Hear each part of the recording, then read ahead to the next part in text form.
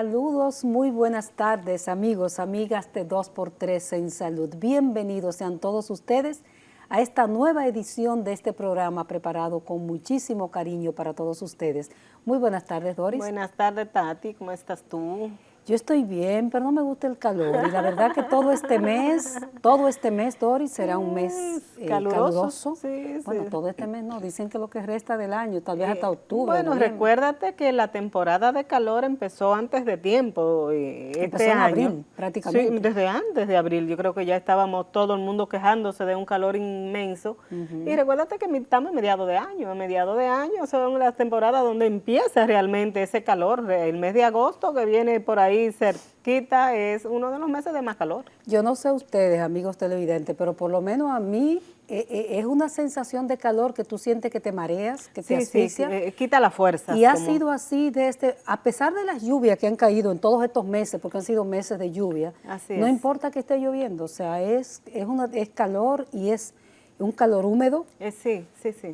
Y que tú te sientes que te falta la respiración. Y encima de todo eso, pues, esta temporada, Doris, completa, es de grandes expectativas en términos de la salud de la gente. Sí, por supuesto. Porque, por ejemplo, el que tiene problemas de presión arterial, un tema, porque no es que te produzca infarto el calor, pero se convierte en un elemento de riesgo. Sí, descompensa la salud de las personas. Es la palabra, sí. Y de ahí la sugerencia que siempre hacen los expertos. El mismo Ministerio de Salud Pública tiempo atrás hizo campaña llamando a las personas a hidratarse. A ponerse ropa fresca. Porque la hidratación es esencial para mantener una buena salud, porque no es que hay que suspender los ejercicios ni las actividades físicas, es saber hacerla también. Tú siempre lo has recomendado. Tú te fuiste tiempo atrás y que a las 5 de la mañana, yo te dije que tan temprano no.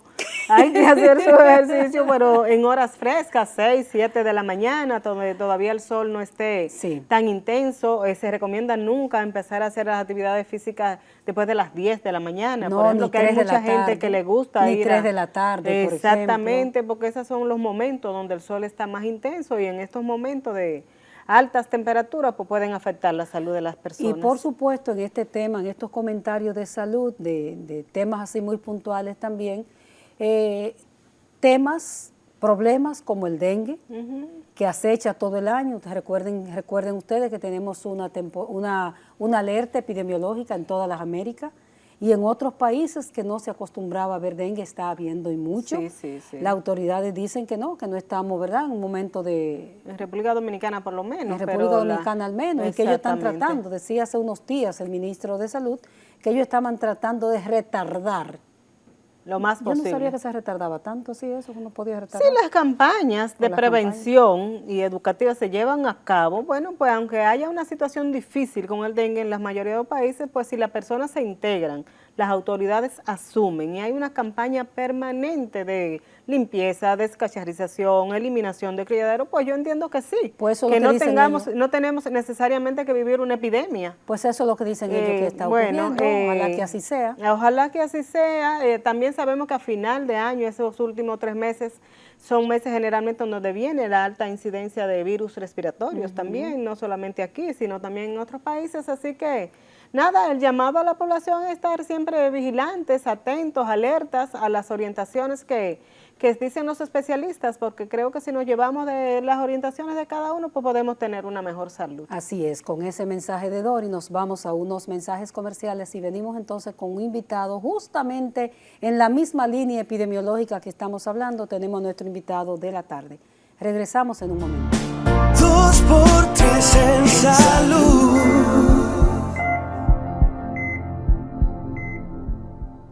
Gracias por continuar en 2x3 en Salud. Tenemos hoy un plato fuerte con un amigo de la casa, porque el doctor Carlos Félix Cuello es un amigo de nosotros, de aquí del programa.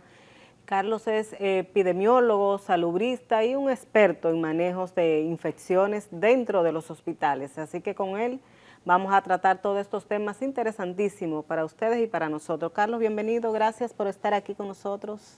Bueno, Me habían votado, pero estamos por aquí. Cuando el COVID te entrevistamos muchísimo, lo recuerdo yo, que siempre teníamos a Carlos Ahí aquí. sí. Así es. Sí. Bueno, pues, ¿qué te parece si comenzamos, Carlos, con un congreso que hubo recientemente y que fue de mucha importancia? Estuvieron un grupo de expertos dominicanos, entre los que te estuviste, hablando del tema de las infecciones intrahospitalarias, ¿se llama? ¿Cómo es el término? Sí, que las se adquiere. las IAS ahora, las IAS. infecciones intrahospitalarias relacionadas a la salud. Ok, se Exactamente. basó en ese congreso que fue, parece, de alta gama. Sí, ustedes saben que desde el punto de vista de la salud ahora hay un indicador que se le ha dado mucha importancia para medir la calidad de los servicios.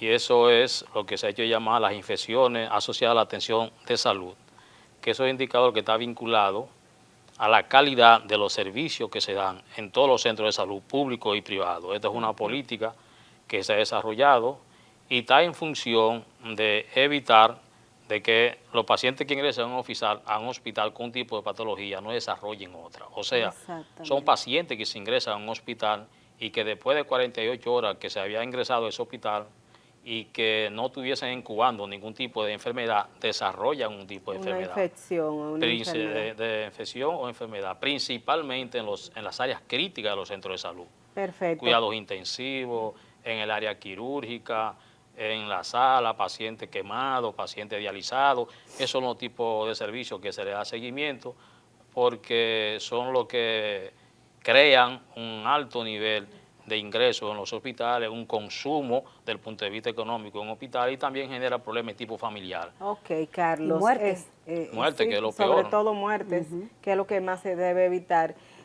Bueno, cuando hablamos de infecciones asociadas a la a atención de la salud, es lo Las que llamadas antes llamábamos nosocomiales infecciones y ahora nosocomiales. IAS, ahora es un término como que abarca más. más Esa está en adaptado. desuso, entonces, nosocomiales ya es un término Sí, en ya, desuso. porque eso era una visión tradicional, vieja, en la época que a los centros De los donde nosocomios. se ingresaba se le decían nosocomios, nosocomiales, y ahora, en la medida en que se va desarrollando el nivel de conocimiento, de información, de atención, pues el término que se ha adaptado para esta zona es IA, porque hay otros lugares que se tienen también otro tipo de Otros terminología. términos. Carlos, ¿y cuáles son las principales infecciones o bacterias que se pueden adquirir en un hospital? Bueno, los principales microorganismos que se desarrollan son a nivel, por ejemplo, de la unidad de cuidados intensivos, son, por ejemplo, las Acinetobacter, son, por ejemplo, las Klebsiella pneumoniae, son las pseudomonas.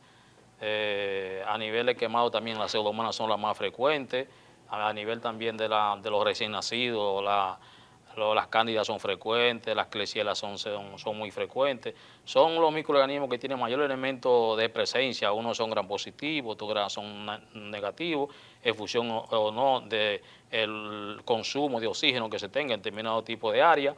Entonces son esos los microorganismos que más se desarrollan en diferentes tipos de áreas. También están, además de la Klebsiella, Acinetobacter, está la pseudomonas, están las cándidas también, todo ese tipo de microorganismos. ¿Y por qué, Carlos? Porque son áreas críticas, son áreas que están vinculadas a procedimientos quirúrgicos, vinculados a un tipo de patología crónica, son pacientes que están quemados, pacientes que tienen operaciones traumatológicas, son pacientes recién nacidos,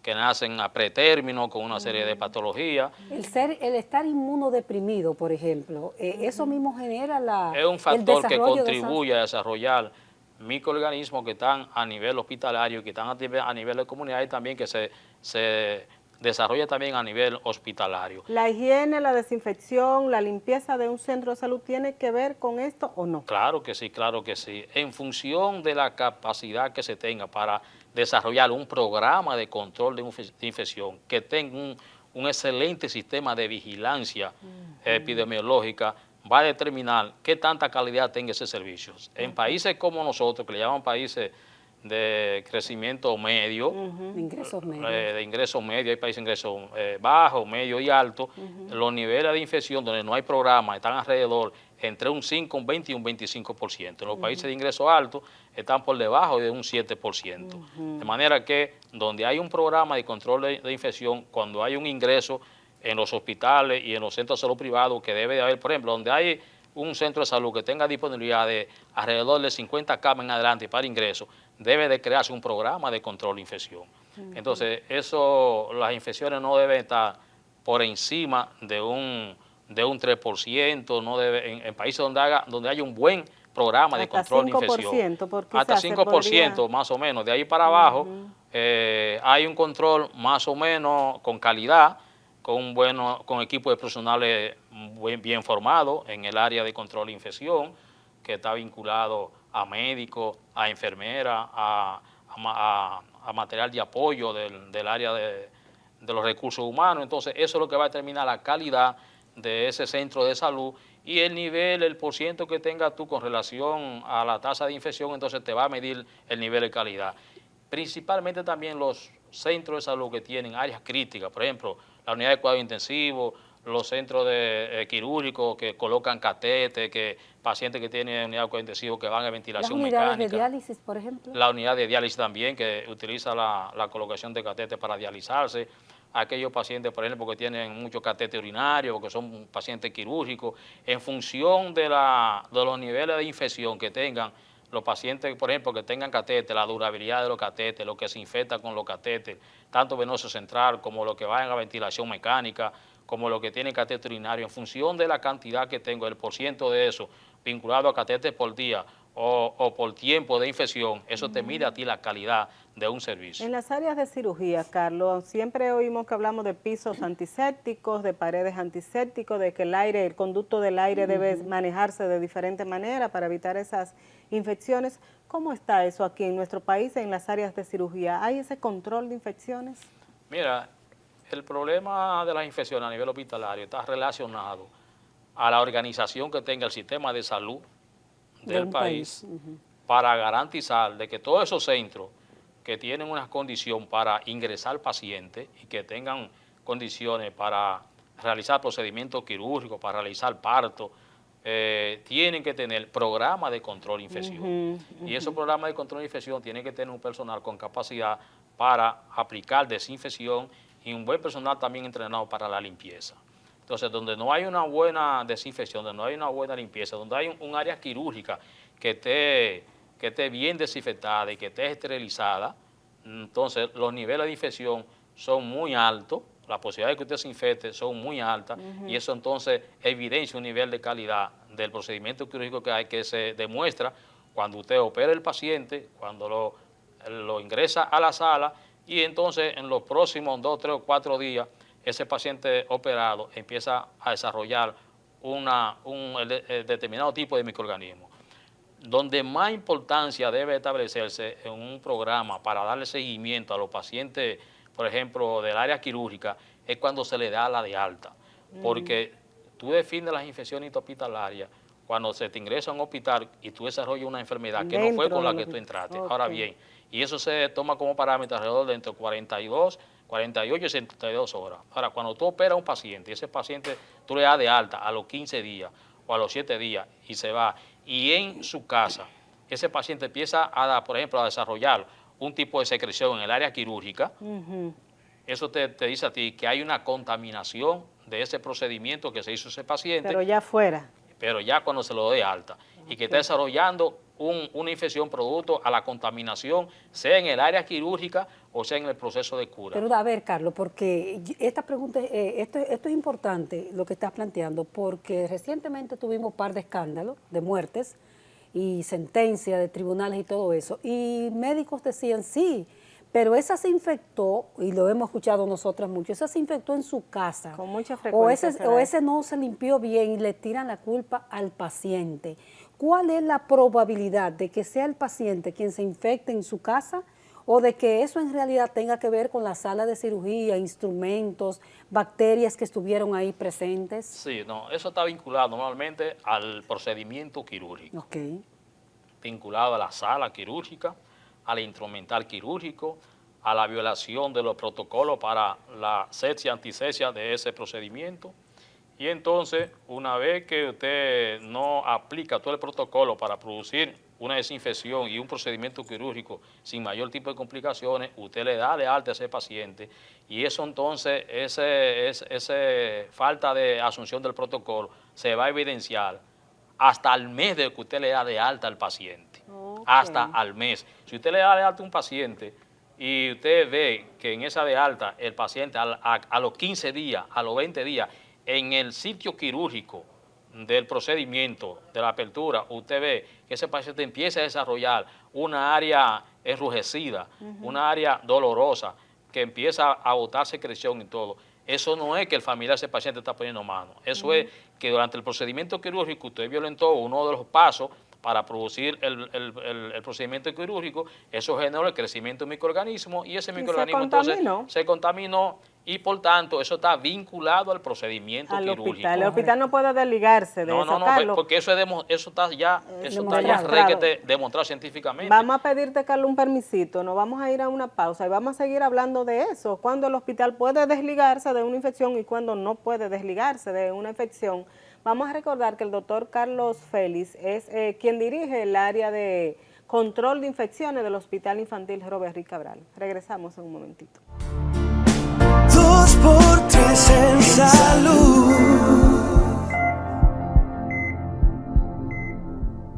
Gracias por continuar con nosotros y ahora vamos a seguir esta conversación con el doctor Carlos Manuel Félix Cuello, quien es el encargado de la Dirección de Infecciones asociadas a la salud del Hospital Robert Rick Cabral. ¿Lo dije bien? Por ahí, Ok.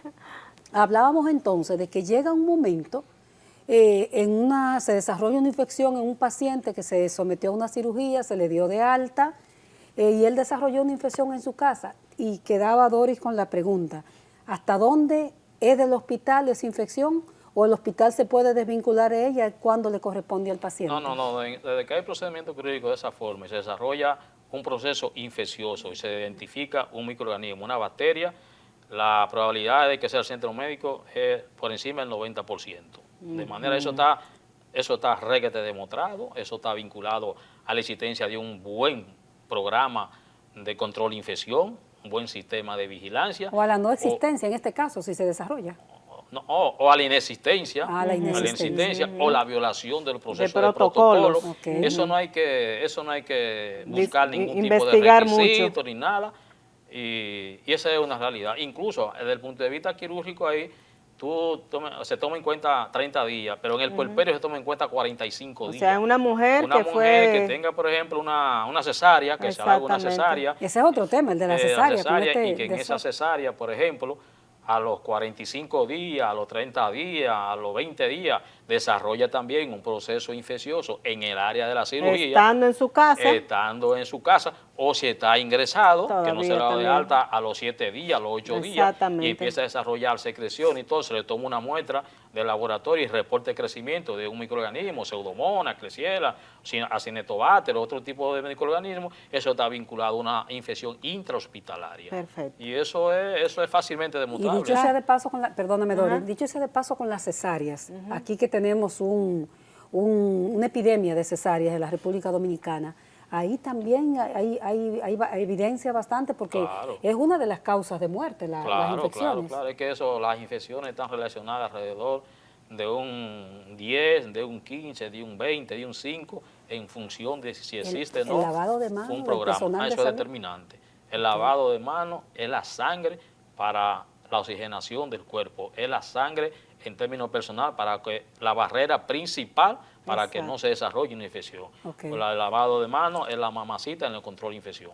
Carlos, la gente sabiamente dice, si te dio fiebre, tiene infección. ¿Eso está vinculado? No necesariamente, porque la fiebre incluso está vinculada a un mecanismo de defensa del organismo en una primera etapa. Y depende la cantidad de fiebre que tú puedas presentar y medir para tú tomar en cuenta como un problema real vinculado ya a un efecto infeccioso. Pero si hay infección, ¿hay fiebre?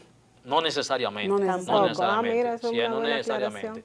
Ahora, si tú tienes un cuadro febril que tiene una medición, por ejemplo, de 39 grados Celsius, algunos por encima 40 grados y todo, ya tú estás hablando ahí de un proceso infeccioso que hay. Pero si tú tienes una febrícula de 37.5 hasta 38, que para alguna gente fiebre, no hay que ver lo que está pasando, porque eso puede estar relacionado a la canalización, está relacionado a algún tipo de defensa que el organismo Del está mismo organismo. generando para poder defenderse y no refleja un proceso de ¿Y infección. cómo yo detecto que tengo fiebre?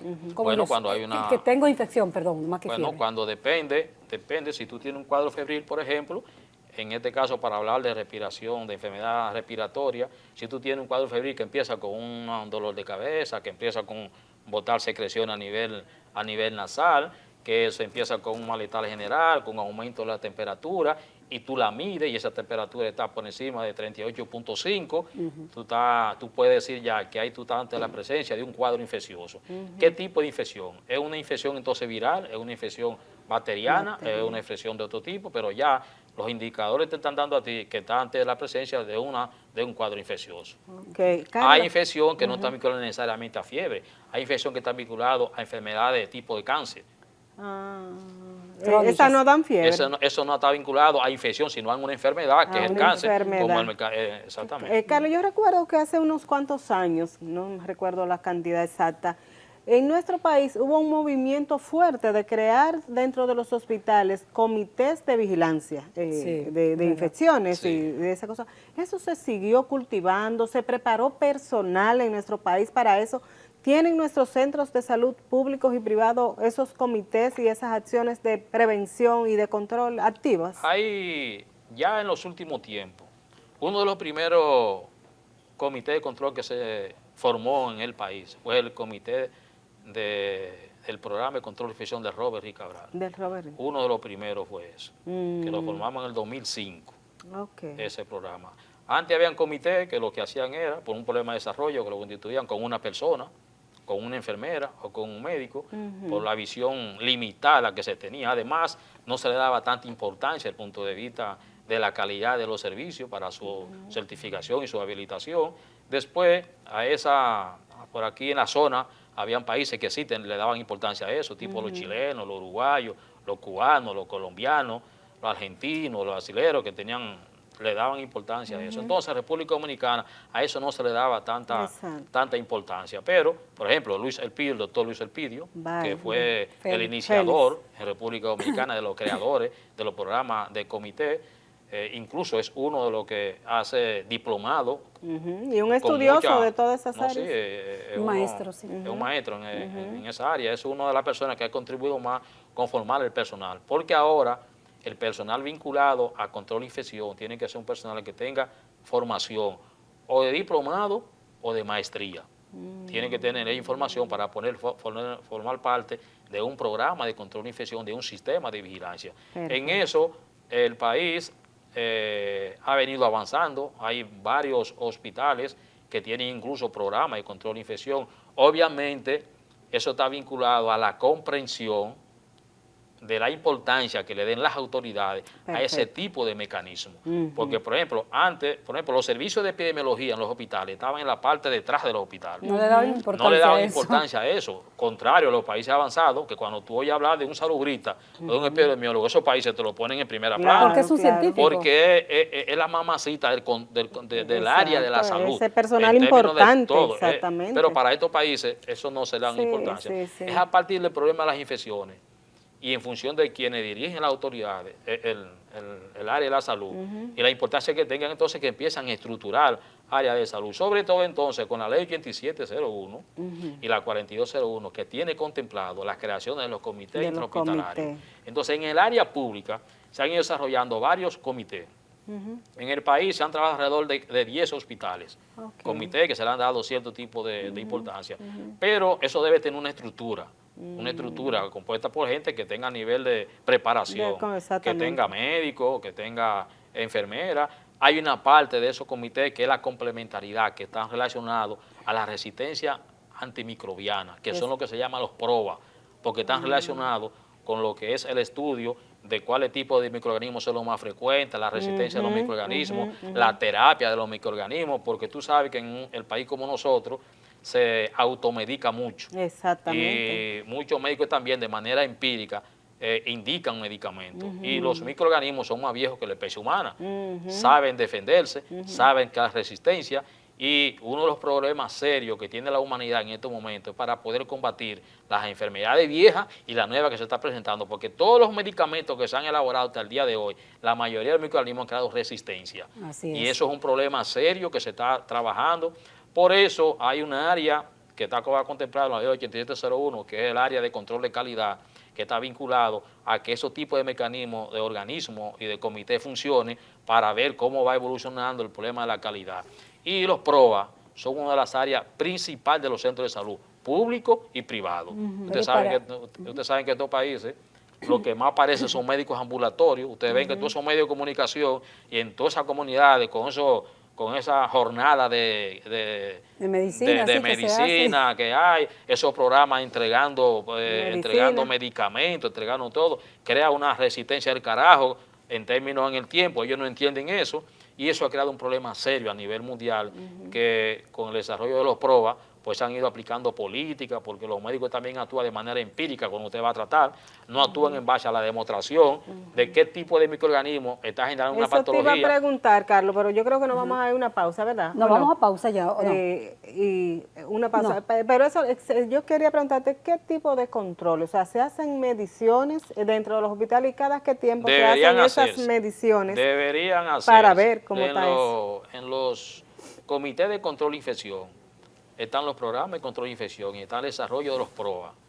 que está vinculado a una estructura que debe tener un microbiólogo, debe tener el área de infectología y el área de farmacia. Esas tres áreas de la medicina se deben de juntar para evaluar en el centro de salud cuál es la flora natural de ese centro de salud, cuáles son los microorganismos que están generando problemas de infección, qué tipo de tratamiento debe aplicarse, el plan de tratamiento que debe de aplicarse, cuáles son los primeros que deben de aplicarse, a cuáles son los primeros medicamentos, las primeras líneas que usted debe recurrir y no usted indicar tratamiento en función de su conocimiento porque no necesariamente está vinculado a eso. Porque para eso existen los protocolos. Carlos, vamos a pedirte, déjame decir que tengo que tutear a Carlos porque en la escuela de periodismo nos enseñaron que los invitados no se tutean por un asunto de familiaridad. Entonces, vamos a pedirte una pausa, nos vamos a unos mensajes comerciales. Yo sin embargo, quería decir antes que la vida nos ha enseñado, a mi colega y amiga Doris y a mí, a entrevistar decenas de médicos científicos. Sin todos ellos, los que hemos tenido la oportunidad de entrevistar, dicen que sin epidemiología no puede haber salud, no puede haber medicina. Es decir, es importante, en cada área la epidemiología es la que cuenta. Entonces, venimos con el doctor Carlos Félix, con otra pregunta que también es importante en el mismo orden de esas infecciones que se busca controlar. Regresamos ahora. 2 por 3 en salud.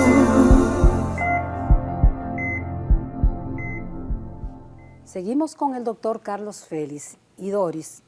Pedí el turno para preguntar porque a mí me da escalofrío en el cuerpo cuando yo escucho hablar de cómo se contagia, cómo se infecta la gente en un centro de salud. Y pienso, nosotros tenemos alrededor de 7,000 y pico de centros de salud según habilitación en el país. Y el sector privado, uno ve clínicas de todo tipo, chiquititas, grandes, hacinadas, no hacinadas. ¿Y cómo se manejan las clínicas privadas, por ejemplo? ¿Qué porcentaje de esas clínicas tendrás? No sé si ustedes tienen acceso a esas estadísticas. ¿Tendrán esos comités para cuidar que nuestros pacientes tomen otra enfermedad estando ingresados en una clínica de esa? Mira. Da como escalofrío, ¿verdad? Sí, porque eso es fuerte. Tú vas a determinados centros de salud de este país, que tú cuando entras, te genera una impresión que tiene una cuestión de higiene, de limpieza y de todo. Hacinamiento. Y eso es el tipo de centro que si tú te vas, te metes adentro. Lo que se Y encuentre aplica y no sabe debe lo que ser hay. fácil. Te das cuenta que es más buchipluma nomás, como dicen la gente. ¿Por qué? Porque tú te das cuenta, y el que está vinculado a esto sabe, que tú tienes informaciones que hay muchas infecciones en el área quirúrgica. Sin embargo, hay áreas que tú vas donde tú cuando entras, ves, este chiquero, esto parece un mercado, que esto parece cuestión. Y eso pone en peligro la vida de la gente. Exactamente. Y los resultados entonces de los controles de infección, tú pero es diferente, no se corresponde con lo que tú ves, porque se dice que la primera impresión en el área de salud cuando tú entras. Es cuando lo que tú cuenta. ves. Y aquí se da mucho eso, pero sobre todo que tampoco en esos centros privados no hay una estructuración real de programa de control de infección ni sistema de vigilancia. ¿Qué es lo que hacen esos centros privados? Lo que pueden hacerlo. Ponen a una enfermera o ponen a un médico a buscar determinado tipo de datos en determinada área. Y esa enfermera entonces hace lo que se llama una vigilancia pasiva de la información infecciosa, no una activa. Ahí no hay un programa, no hay un equipo estructurado. ¿Y quién es que tiene esté que supervisar compuesto. eso, Carlos? El ministerio. Que cada centro de salud El lo tenga. Ministerio de Ahí Salud mismo. Pública. Pero eso no se está haciendo No, hombre, aquí. si eso se aplicara aquí, el 90% de todos los centros de salud, público y privado, tienen que estar cerrados, porque no cumplen. Público y privado, el 90%, El 90%. de Carlos. público y privado, para aplicar, para poder... Pues entonces nosotros somos dichosos que no hay tanta... Por eso te dije que me porque daba miedo. Es como se habla de los barrios cuando están comiendo chicharrones, Ajá, yaniqueque, que como tú no te enfermas, bueno, la temperatura y la lógica del organismo te ha ayudado Ya, a ¿verdad? que no te infectes No a es muy- nivel. Eso es una realidad que hay. Aquí hay centros médicos que tú tienes pasillo de aquí a la calle, saliendo de aquí, y tú caminas, apenas pegándote de la Sí, pared, sí, y tú lo una ves que son cosa. centros Entonces, masivos. Carlos, cada centro de salud debería tener un epidemiólogo dentro de su todo esque- centro su de salud, esquema de trabajo. todo centro de salud que tenga una capacidad De- de ingresar y de Exacto. hacer procedimientos quirúrgicos, de hacer parto y que tenga más de 40 camas, debe tener un programa de control De de segundo infección. nivel Control de sería un infección. centro de segundo Todo. nivel, de tercer nivel. No, Segundo nivel. No, a partir de segundo nivel, Segundo A partir nivel. del segundo, tiene que tener exactamente. un programa de control de infección y un sistema de vigilancia y su proa tiene que tenerlo, porque si no está actuando Sin saber. está actuando, pero no como debe de aplicársele Exactamente. el protocolo y normas. Y ahí no se va a desarrollar y ahí van a haber muchos problemas infecciosos. Entonces, eso es así. Ahora bien, no es que haya un epidemiólogo, es que ahí tiene que haber infectólogo, epidemiólogo, deben haber salubrita, porque el epidemiólogo y salubrita no es lo mismo, Enfermera. microbiólogo de farmacia, que son la gente que están vinculados al control de la infección, a la formación del programa, del sistema de vigilancia, enfermera. Y el personal de limpieza. no sé Clave, cómo se clave, llama. personal que son los Hay que- personal de base, de apoyo, de el personal base. administrativo. Clave, clave. ok. Clave porque la limpieza es el preámbulo para la desinfección. Eso te iba a preguntar. Tú tienes que tener un personal preparado O sea, para eso. Que no es simplemente contratar personal de No. limpieza. Lo contraté, te va a sopear aquí, a pasarle un pañito a esto. Es un personal que tiene que estar capacitado. Claro, preparado para... ¿Por qué la preparación? ¿Qué es una limpieza? ¿Por qué se limpia? ¿Dónde se limpia? ¿Dónde? ¿Cómo hay se que limpia? limpiar? No personas que ni siquiera saben leer ni escribir porque están manejando productos químicos y están manejando... Pero esos son los que se nombran por lo general. Bueno, porque en este país se cree que el que trabaja limpieza es el que tiene menos nivel de importancia desde el punto de vista de la... Es como que recoge la basura. Usted ve que en este país recogerle basura a un personal que le pagan 3,000 pesos, muchos ayuntamientos, Exactamente, y sí, 6,000 sí, pesos. sí, sí, Pero sí. en cualquier país desarrollado, ese personal es que hay que proteger de verdad. Porque Por tú lo estás supuesto. enfermando. Porque tú es el que más riesgo Corre, sí, corre sí, sí, para sí, desarrollar cualquier tipo de patología. Aquí no. Incluso aquí hay personal de limpieza que tú lo ves con la mano, Recogiendo, por recogiendo y supuesto. limpiando con la mano. Y eso es penoso. Y eso te refleja a ti la mentalidad de esos centros de salud, la visión que tienen de la limpieza, porque como que tú en tu casa pongas una gente a limpiar sin ningún tipo de condiciones para limpiar. Entonces, Porque esos desechos hospitalarios, Carlos, que deberían estar clasificados, yo no sé si aquí se clasifican en la Claro. mayoría de los centros, eso no debería ser cualquier persona que va y recoge esos desechos, supongo yo. No, al contrario, tienen que estar a nivel de preparación, tienen que tener preparación. Pero la realidad de República Dominicana, eso es serio, eso es serio. Hay muchos hospitales aquí que quien recoge la basura son los haitianos. Ujú. Ya, Que contratan personas, ese personal, sí. Así mismo. Para y eso, desechos para sólidos. retirarlo, esa Y basura. desechos sólidos. Y desechos peligrosos, Y o sea, claro, biológicos. Por todos eso, esos sí. antihaitianos que hablan mucho de por ahí, esos son los que muchos recogen a nivel de varios hospitales. Entonces, el área de limpieza es un área fundamental, determinante, a lo cual personalmente Yo protejo mucho y respeto mucho. Pero ese personal, Carlos, de limpieza, pues, se llama así, de limpieza en los Sí, hospitales. el área de limpieza del Ese hospital. personal también es formado, se educa, se trabaja también, se capacita, es la palabra. Sí, se debe. capacita y a veces hay acuerdo con el Infoté para cursos. Ok. A veces los bueno. propios programas de control de infección están autorizados para que se le dé entrenamiento. Incluso la gente nueva que ingresan a los centros de salud, porque si no tienen nivel de conocimiento, tienen que prepararlo antes de que se dedique a limpiar, porque otra cosa que se está dando también en los centros de salud públicos, no privados públicos, es que nombran un personal de limpieza y cuando van al centro de salud, que a limpiar, dicen, no, pero yo no vine a eso aquí. Ah, Entonces, no sabe limpiar, los nombres dicen que no van a eso. que no es a eso que... Y eso se arma un lío en relación al programa, porque él no va a eso. No, exactamente. Y eso es un problema. O sea, que él se está- sabe que va a cobrarse un dinerito, Sí, pero no. y eso crea un problema por dos razones, no solo por eso, que él no va a eso, sino porque el personal de limpieza que está en ese hospital cobra 10,000 pesos, y ahí cuando te lo nombra con 15 y con 20, y el otro que está ahí, entonces, lo que crea un conflicto, Que se siguen dando todas esas situaciones eso es un de problema nombramiento que por política, porque eso yo está, hice eso está política. pasando con mucha frecuencia en los hospitales. Carlos, aparte de esa, no sé si tú querías seguir con con las infecciones, pero yo quería preguntarle a Carlos, aparte de esa vigilancia epidemiológica de infecciones y control, ¿qué otras cosas hace el epidemiólogo dentro de un centro de salud? No, el epidemiólogo en el centro de salud es el responsable de todo el sistema de vigilancia a nivel de todas las enfermedades que se producen en el hospital Y reportarla reportarla.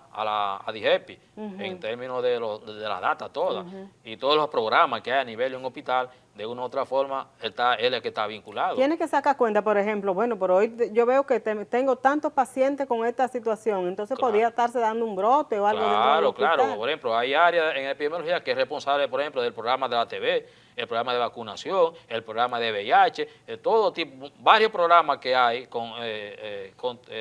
en los centros de salud que es responsable, tiene que reportar Eso te iba a preguntar. todos los días hasta las 6 de la tarde, tiene que estar reportado en el área de epidemiología las enfermedades que son de reporte obligatorio. Todos los días. De notificación obligatoria. Carlos, vamos a pedirte un permisito. Eso está muy interesante porque aquí vi mucho que se habla y se dice Claro. de que no se notifican las cosas y que por No. eso el sistema no puede registrarlas. Así que vamos a una pausa y regresamos en un momentito. 2 por 3 en salud. Entramos ya en esta recta final con nuestro invitado, Carlos Félix, que el tiempo se nos ha ido bastante rápido porque con personas que conocen de su tema es muy fácil conversar. Así que, Carlos, ya en estos últimos minutos vamos a hablar un poquito de la notificación obligatoria que tanto escuchamos siempre hablar en epidemiología. Mucha cantaleta con eso. Exactamente, que no notifican a tiempo, que no se notificó, que por eso surgió un brote en tal sitio y no se dieron cuenta. ¿Cuál es la situación? No. El calendario epidemiológico de cualquier país en términos sanitarios tiene 52 semanas. Y cada semana hay que hacer un reporte condensado de cualquier país. Pero eso hay que reportarlo todos los días. Por ejemplo, aquí, en el caso del hospital nuestro, de Robert Rick Cabral, hay un reporte diario. A las 6 de la tarde tienen que estar reportados todas las Se enfermedades reporta todo lo que se... que son de reporte obligatorio, Y notificación entonces, obligatoria. ¿dónde están los datos? Bueno, ya es un problema de manejo político. ¿Por qué? Por ejemplo, es un hospital especializado. Por ejemplo, Robert Rick es un hospital especializado. Ahí se dan todo tipo de patologías. Dengue. Ahí se notifica el dengue. ¿Cómo se notifica? Cada caso de dengue que a ustedes le llegó, ustedes lo se diagnostica con reportan. todos los elementos, las clínicas, las pruebas, todos los estudios y todo, dengue notificado. Y eso se notifica.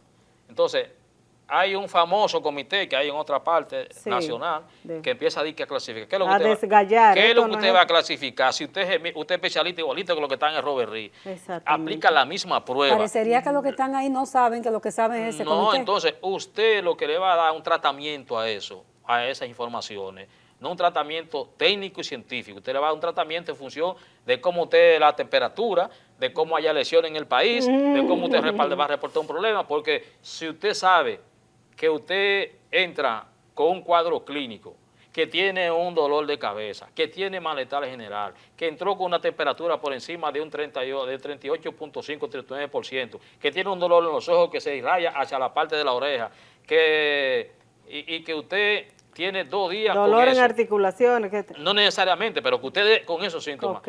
Que hay un periodo epidémico en el área donde usted está. Exactamente. El médico lo primero que piensa y debe de pensar, cualquier médico que atienda a esos pacientes, vamos a hacer una prueba de dengue. Exactamente. Entonces la prueba de dengue están ahí.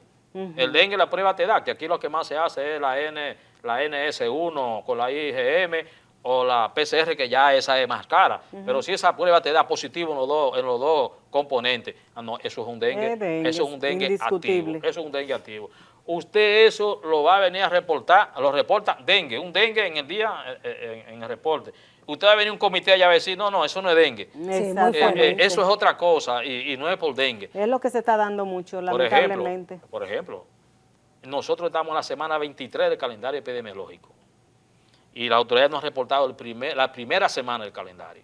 Ellos reportaron en la semana 11 y 13 que iban alrededor de 6.000 casos reprobables, pero que habían identificado 5.000 casos. Sí. Sin embargo, en la OPS, en los reportes que mandan obligatorios, porque ahí sí no van a mentir, porque ¿por qué no mienten a la OPS? Porque le financian programas. Como financian programas, tienen que justificar los reportes. Entonces, allá reportaron entre las 11 y las 13, reportaron 175 casos. En la 19 reportaron, 375. En la 19 reportaron 175. Y ahora en la 20, que es la que acaba de ahora poner, reportaron 106. Ellos, el gobierno, ¿cómo va a decir que eso no son casos? Es decir, que el trabajo del epidemiólogo que trabaja en un hospital, valga la redundancia y valga el término, se ve disminuido, y no están diciendo que estamos terminando, se ve disminuido cuando no me valoran esos datos que yo notifico. No, y eso cuestiona, por eso que en el país incluso hay un cuestionamiento a los reportes. Incluso, déjame decir lo siguiente, los reportes que hace la OPS con relación a la data son casos probables y casos confirmados y están puestos ahí, así que reportan igualito que nosotros aquí. Igualito, no es de que, no, lo que está colocado ahí es lo que son casos, no se reportan así. Bueno, Carlos, la verdad que nosotros felices de que tú hayas estado aquí con nosotros, nos hayas orientado muchísimo. No solamente en dengue, sino en infecciones que se dan dentro de los hospitales. A nuestros amigos televidentes, muchísimas gracias por ser fieles a nosotros cada sábado, y si no puede ver el programa a través de este canal, Teleradio América, lo busca en nuestro canal de YouTube 2x3 en Salud. Así que gracias, Carlos, y será hasta la próxima semana. Siempre.